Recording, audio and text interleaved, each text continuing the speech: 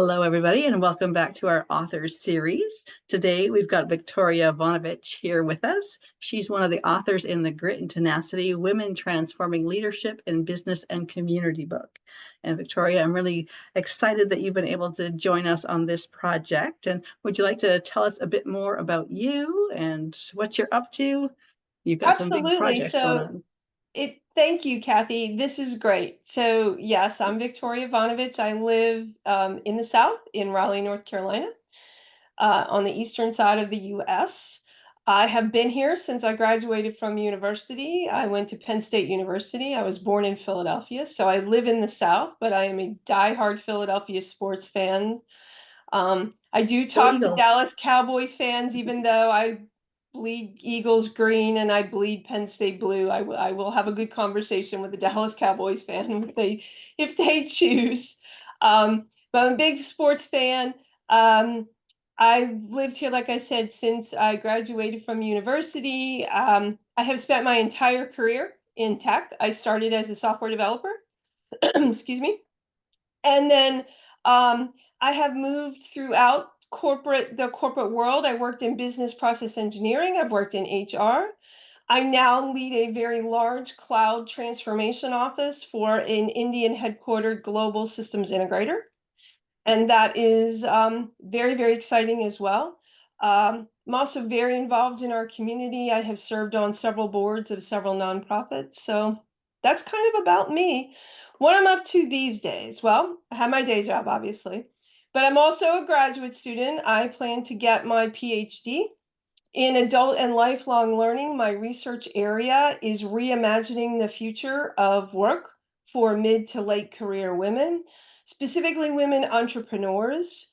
And there's been several motivating factors that kind of took me there. One, I think the world is really ready for women to really step into the space of leadership, and it's what we bring to the table as leaders. And um, second is COVID really knocked the wind out of the sails for many women in executive positions and women in non-executive positions. But I think women who are mid to late career kind of took the biggest hit. And the UN seems to say so. So UN Women have said that actually COVID added 50 more years to the amount of time it's going to take for global gender equality in the workplace, which is now at about 97 years. So we won't have global gender equity in the workplace in your lifetime or my lifetime or our kids' lifetime, and probably not our grandkids' lifetime. And that's kind of disheartening. So I think we need to find ways to accelerate and make up some of that ground. And I found a research model called Futures Literacy that really helps us look at where we are in the present and reimagine what the future could be. So that's really what my dissertation research is on. And then I want to put that research into action. And so next June, I will proudly put on my PhD regalia. It'll be the first graduation that I've attended in my entire career, but I'm not missing this one for the world. And head and walk down that path and get my PhD, and then really start to put that into action. And this book came along at just the right time because it's kind of the intro into what we were doing. And so when you and I had the conversation, and you said, "Hey, would you like to be one of our authors?" I'm like, "Yes, yes, I would." So that's where we are. Perfect. I love that. And I love the work that you're doing too, because I mean, as you know, the main focus of my work really is focused on midlife women and Yep, supporting midlife women to see the opportunities and possibilities and to get us unstuck from that idea that we're too old to start something new or we're obsolete or not needed anymore. And to really embrace that idea that I think midlife women will be what changes the world. And as we step absolutely. into leadership and as we step into new things and new positions and just new ways of doing things, I think we really will be what creates a lot of this change. And kind of looking at that whole concept, well, your title, if you could tell us your title and a bit more about your chapter and what you Yeah. really got into in your chapter. So my title is Sponsorship is Not a Buzzword, it's a Verb. And yes, sponsorship, the word is actually a noun, but it does connote action, and that's what I really wanted to talk about. You hear a lot in the diversity, equity, and inclusion space, and what people say, oh, this is a buzzword, or that's a buzzword, or you've got the buzzword of the day. And one of the spaces in that whole arena is sponsorship. But it's not a buzzword. It actually connotes action. And I can tell you, being the beneficiary of sponsorship and therefore paying it forward in return is really what my chapter is about. I talk a little bit about some very personal things that happened to me. My oldest daughter decided that she didn't think a 40-week pregnancy was a good idea, so she showed up at 23 weeks, weighing 21 ounces. We went through hell, literally. She nearly died 4 times. She spent 134 days in the NICU. She has long-term disabilities from her experience, but she's here and nobody gave her a chance. And that's how tough she is. And she's an amazing human. I have 25-year-old twins who were also preemies because apparently I didn't have enough of the preemie experience and needed to have that. And as a result, I mean, these humans came into my life um, in a very hard way. I took a break from work to make sure that they had the best start in their life because they all had challenges. 5 years, and when I left, I was what was considered an executive resource. I had access to mentors. I was in these programs. I was going to these conferences. And somehow in the 5 years that I left, which by the way, I could have pretty much, hurt my daughter's doctor said, yeah, we're giving you your honorary MD. You've learned about every major organ system in the body. And really, when you have a very, what's called a micropreemie, which is what my daughter was, you learn everything. You learn how the respiratory system works. You learn how the circulatory system works. You learn the pulmonary system, you learn the neurological systems, you learn everything because everything is affected. Um, but when I tried to come back, all of a sudden, the tech world said, yeah, you're obsolete. You can't write code anymore. You're not capable. And I had started a little consulting firm as my daughter had gotten a little bit older and a little bit more stable, but she still had some medical fragilities and really couldn't go to preschool. She had respiratory issues mostly. And so we had to be very careful about that. So I did things where I could work from home, but she kind of got settled and she got into school and I was ready to go back. And nobody wanted me, literally nobody. I mean, people who knew me, who knew what I could do, knew what I could deliver. They're like, yeah, tech moves too fast. You can't come back. So I switched. I went and got a coaching certification and I started doing some executive coaching. And I did a presentation at a coaching conference where I met this woman and she said, can I take you out to dinner? We went out to dinner. The next week, she offered me a job at a tech firm doing executive coaching. And I believe in my heart of hearts, had that conversation been held with a man, he would have shaken my hand, paid for dinner, and I would have never heard another thing. Because in that conversation, I said, I really am very interested in getting back into the corporate world. Let me tell you about my life.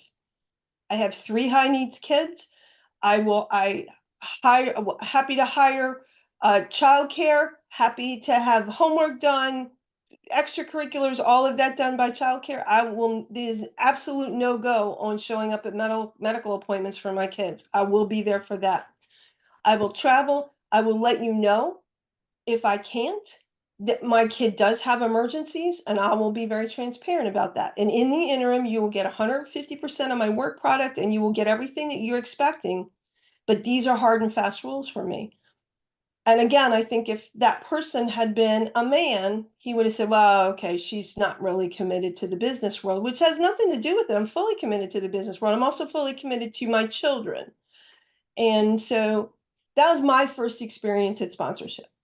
Literally, we had the dinner, I went home, offer was on the table the next week. I accepted it. I started 3 weeks later. And every position, with the exception of the current position that I had, which was where I was found by a headhunter, has been because of a woman that I have worked with who has sponsored me for that position. And so when I talk about it being a verb, that's what I mean. It's a verb, it's action. And a lot of people confuse mentorship and sponsorship, and they are very, very different things. Mentorship is about building skill, and we all need to build skill. Everybody needs a mentor. Sponsorship is about representation. It is about finding space at the table for someone who wouldn't otherwise get that seat. And that's what my sponsors have done for me. And I think that sponsorship is very different for women. Some women are afraid of it, to be truthful, don't know how to sponsor somebody. It's not hard. And some are afraid to receive it, not really sure what the bargain is that they're getting themselves into. But in all cases, I have lived my life, but if you're going to sponsor me, I'm going to make sure you realize it was the best investment of your time and energy as my sponsor, and then to pay it forward and sponsor others. So that's really what my chapter is about. Oh, I love that. And you're right. It's a very different thing than a mentor. And Absolutely. I would say sponsorship is probably very rare, really. It's It a is, and critical thing. it is, and it's also not something you can't go ask someone to sponsor you. No, Sponsorship is very organic. Everyone who has sponsored me in any role is because we had a working relationship, and I proved my space before we had the sponsorship. So in that dinner, even in the short 2-hour dinner, I laid out she was starting a new initiative. She wanted to bring a professional coaching practice to a major company. And I said, oh, well, this is how I would do it. And literally, we drew it out on a napkin. Um, and I said, I can help you bring this. Here's the framework. Here's what we could do, which gave her comfort in that sponsorship. That has helped happen throughout my career. You can't ask someone to be your sponsor. And you don't go into a relationship. A lot of my sponsorship relationships have started as mentorship, like I really want to grow a specific skill. Now, how can I pay it back to you? And I usually bring it back, and then they're like, "Oh yeah, she can do something else. Let's see what else that can be done." So it can grow out of a mentoring relationship. You can ask someone to be your mentor. You can't really ask them to be your sponsor. yeah, that's a good point. Yes. Yeah. And I wonder if it even occurs to people very often that they can step into that role and that they can like really lift somebody into that spot. It's interesting because I think that there are people, like I said, who are afraid of it. They not sure what I should do. And in theory, it's not a lot of work. It's a lot of emotion, I think, right? You have to be vested, but I don't think it's a lot of work. The work is to be mindful when you're in a space, thinking about who else is not in this space who could significantly add to the conversation. Why it's so important for women in particular is generally, even today, I'm one or two of the women in the room, maybe three. And when people go, oh, we've got a new project, they immediately go and give it to the men. So my thinking about it is I look at what is the work that's being done here and what women do I know that I could go up to somebody on a break and say, hey, you talked about this project. Let me recommend somebody who could work with you, who could really make a difference for you. So I don't think it's hard, but I do think there's an amount of passion with it, an amount of emotion with it. You have to be vested and bought in.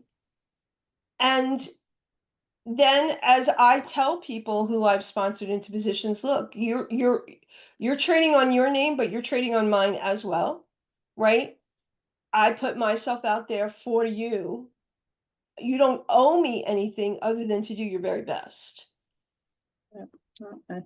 I love that. That's and I think the more you kind of get that conversation out there and have people talking more about sponsorship, the more that idea will dawn on people that, hey, you know what, I could do this. I Yeah, could step forward and, like you say, you are putting yourself on the line at the same time by bringing somebody into a position. But when it's somebody that you know and you know their skills and right. it is the right thing to do. It is. And so they actually, my chapter ends with a challenge for every woman to sponsor one person. Oh, Because if good. we all sponsored one, just think the exponential nature of sponsorship, right? Shouldn't fall on you or me to sponsor 100, but if 100 people sponsored 100, what an impact that would be. Yeah, no, I love that. I love that. And kind of looking at the bigger theme of the book, what's your Mhm. perspective on how women are transforming leadership in business and community? So I think, again, as I mentioned in the beginning, COVID was a game changer. But it was a game changer in a lot of negative ways, but I also think it was a game changer in a couple of positive ones, right?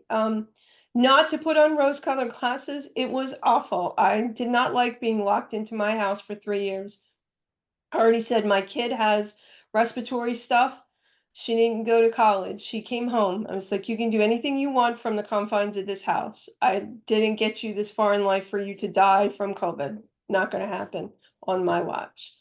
But that also meant we buttoned up our house. You know, we had groceries delivered. We buttoned up our house because for her sake, and for mine. I have asthma too, so it was for mine as well. Um, but what I think it showed is how much the world is hungry for a different type of leadership, a transformational leadership that is more connected, more caring, more empathetic.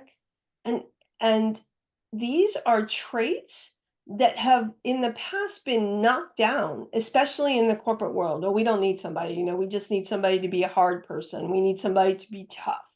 It's always about toughness, mental toughness, physical toughness.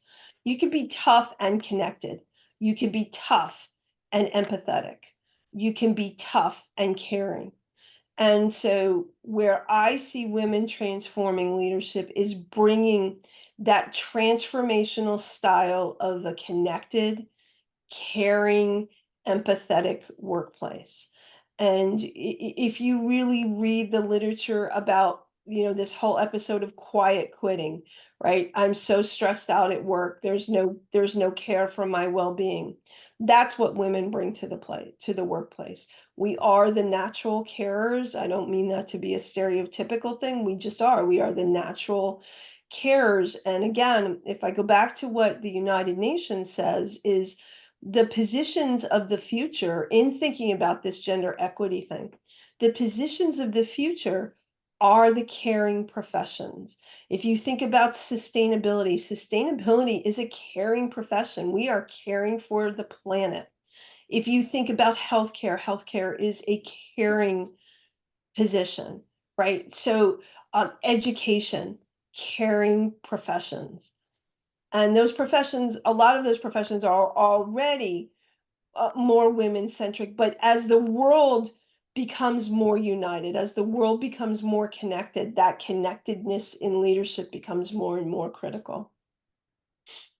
I agree. I agree. No, that's yeah, I could see the future, and we got a lot of work to do. But no, We I do love have a lot all of of work to it. do, which is And I, why we have to reimagine the way we do it, right? Because there are things we can't stop. We can't stop time. We can't stop aging. We can't stop any of that. So, and we have so much capability. So how do you bottle up all that capability within the confines of the things that you can't change and have it be limitless? And that's really why I went to the entrepreneurial space, right? I think that um, some of this is not going to happen in corporations, truthfully. Some of it will, some of it is not. Some of it is going to happen at the grassroots level. Some of it's going to happen at the NGO level. And typically, women's entrepreneurial efforts are extremely underfunded. Um, a lot of times, because of things like what happened to me, where I missed 5 years of my life, um, It's 5 years I wasn't contributing to retirement. At least in the US, that's a problem. It's 5 years off of my Social Security. It is 5 years of other things. Um, those add up. You know, the typical professional woman who takes a leave of absence for 6 months or greater loses about $1 million in income in their lifetime. It's a lot of money, a lot of money. And think if you had that as a nest egg to invest in an entrepreneurial endeavor. We don't have that. So we look to VCs, we look to other places to be funded. And the percentage of companies that are women VC owned is less than 10%. And less than 20% of all VC funding goes to female entrepreneurial endeavors.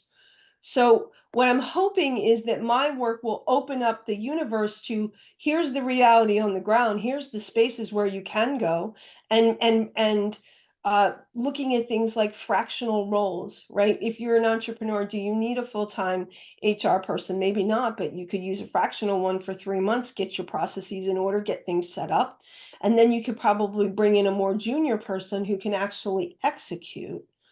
Right. Same thing from the CTO, CIO perspective. What can you have a person who's a fractional COO, CIO? Does that make sense? Or COO, CTO? How do these things work? And so that's kind of all of the reimagining, right? It still allows you to use your big brain, big business brain that you bring to the table, just in a different way, in a caring profession, right? Who's looking for the type of leadership that you can bring to the table. No, I love that. And I can see that a lot of people hearing all of your work and what you have to say and reading your chapter will probably be interested in connecting with you and learning more. What's the best way for people to connect with you if they are interested in Yeah. learning So more? as I said, I do have a day job, at least for the foreseeable future, but I have started a small B2B company called I Empower Her, and I know that'll be in the book. I have that email. You can reach me at victoria@IempowerHer.net. And actually, one of the things that we're going to do for people who visit the website is we have a free guide on how to build a personal board of directors, which is the first path to getting yourself interested in the sponsorship world, right?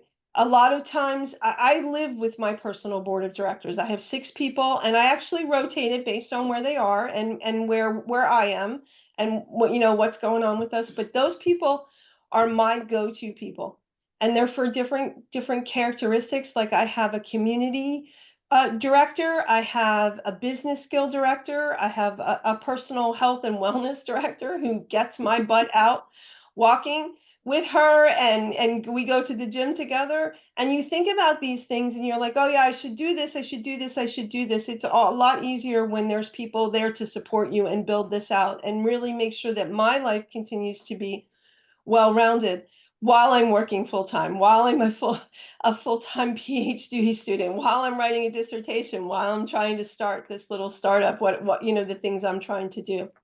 So I have a free giveaway that is how to build your personal board of directors.